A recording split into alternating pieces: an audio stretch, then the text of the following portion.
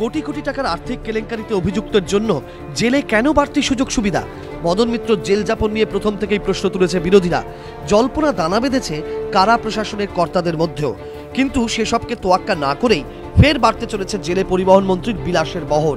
Alipur jail সূত্রে দাবি, জেলে মন্ত্রীমশাই স্নানের যাতে কোনো অসুবিধা না হয় সেজন্য 6 নম্বর ওয়ার্ডের মধ্যেই নতুন স্নানাগার তৈরি করেছে পূর্ত দপ্তর। 5 ফুট বাই 7 ফুটের এই অস্থায়ী স্নানাগারে রয়েছে শাওয়ার এবং কমোডো। মন্ত্রী বলে কথা, তাই স্নানের পাশাপাশি মদন মিত্রর দৃশ্য সুখের দিকেও নজর দিয়েছেন পূর্ত দপ্তরের আধিকারিকরা।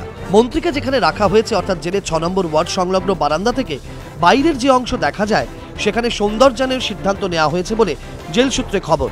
তৈরি হবে বাগান, বসবে রকমারি গাছ গাছালি, রাতে আলোর মালায় সেজে উঠবে জেলের বাগান। মন্ত্রীর জন্য বাগানে ফোয়ারা বসানোরও পরিকল্পনা করেছে পূর্ত দপ্তর। সূত্রের খবর, মন্ত্রীকে স্বাস্থ্যের কারণে প্রতিদিন হাঁটার পরামর্শ দিয়েছে মেডিকেল বোর্ড।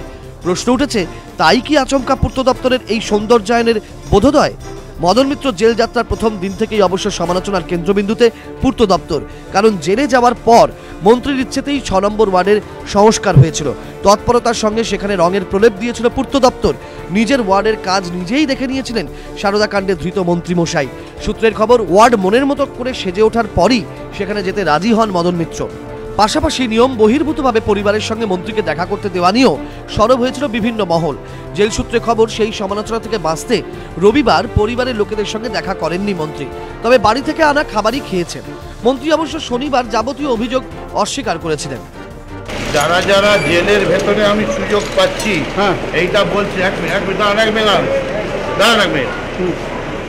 জেলের ভেতরে সুযোগ পাচ্ছি তাদেরকে আমি আমন্ত্রণ জানাচ্ছি।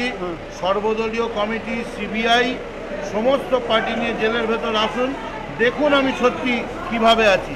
মন্ত্রীর মুখ খোলার পর 24 ঘন্টাও কাটল না, আলিপুর জেলে বাড়ল তার আপ্যায়নের বহর। তৈরি হলো নতুন স্নানাগার, বসবে ফোয়ারাও।